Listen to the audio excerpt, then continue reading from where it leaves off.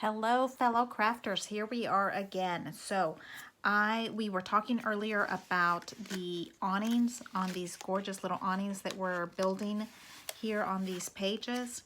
And I wanted to show you also that I was working on these little the ruffles. So you can make them as tight as you want or a little bit wider.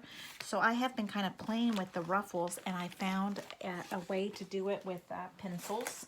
We talked about that earlier.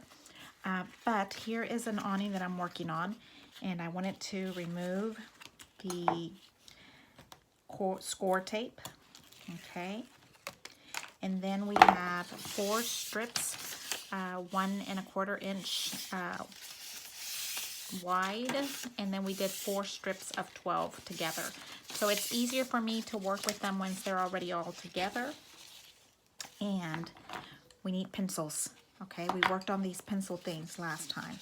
So if you are working on this, I'm going to try to move my camera in a little bit more so you can kind of see where I'm at.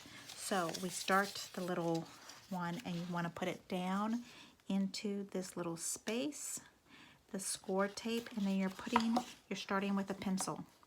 And that pencil is basically holding the space that you need, and then you kind of work that little ruffle down into there, and then you put a second little pencil into that space so that you can then work that paper and manipulate it down, and then you move your pencil over. Did you see the magic of holding the space? And then you're holding that space and you bring your pencil together. Okay. You're going to bring that pencil back around after you've been pressing on it and holding. That kind of removed just using the squeezing down with your fingers so that you can kind of rotate it a little bit easier. Sometimes our fingers just don't work as well as they used to. So I thought maybe if we kept holding the space with the pencil and then working around it. So, and then you kind of manipulating that little space there and bring it back around and squeeze down and squeeze, and then you pull your little pencil out. Okay. And you hold down. There we go. So then you're building your little wiggly worm there of ruffles. And you can see that you can kind of really press into those creases and work that ruffle. Now I am using text weight paper, not the heavy paper. I haven't tried it yet with the heavy paper. I'm interested to do that with the heavy paper. So I am using score tape for the very heavy duty tape, because once you get your ruffle where you want it, you don't want it moving. So to me it felt like, why even try to use that. And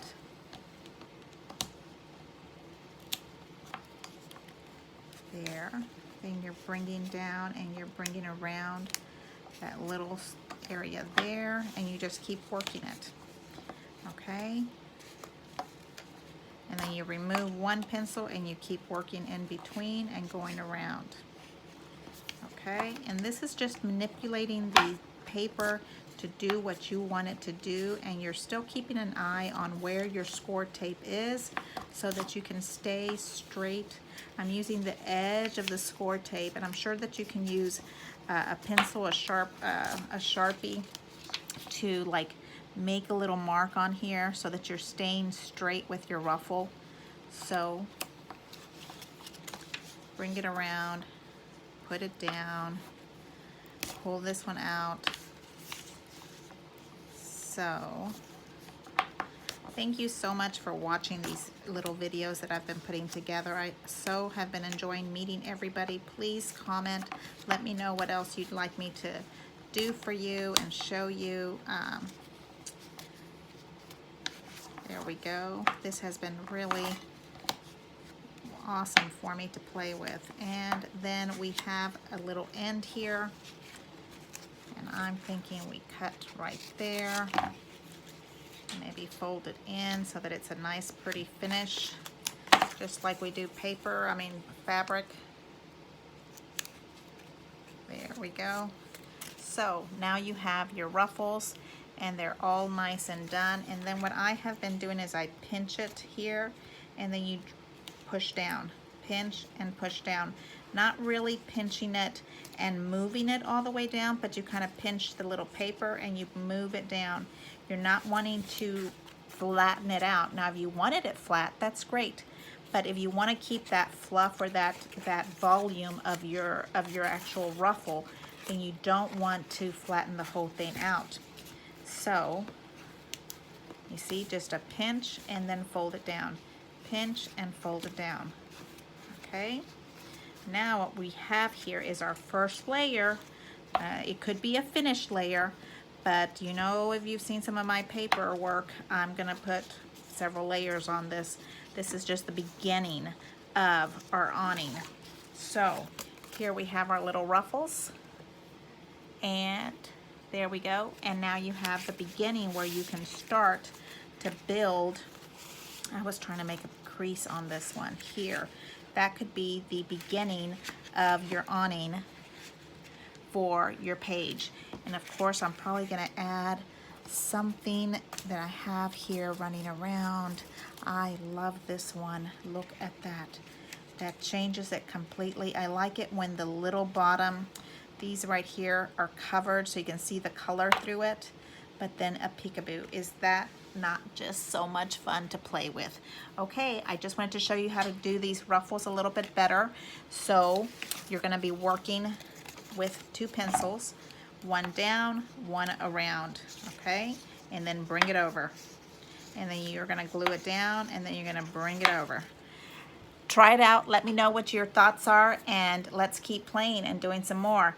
Next, I think we're gonna work on trying to find these little papers, build some 3D flowers. So we'll cut out all the flowers that you have out of your leftover pieces. Now that our heritage, our happy, and our handsome pages are all done, whatever you have that are little scraps, let's say this little scrap you cut into a little leaf, more little scraps that we might have around that might be able to be turned into little flower leaves, like let's say something like this. We turn and run them through the little die cutting machine, even if they're not completely full. Sometimes it looks really pretty to kind of do a little mismatched flower. Alrighty, thank you so much.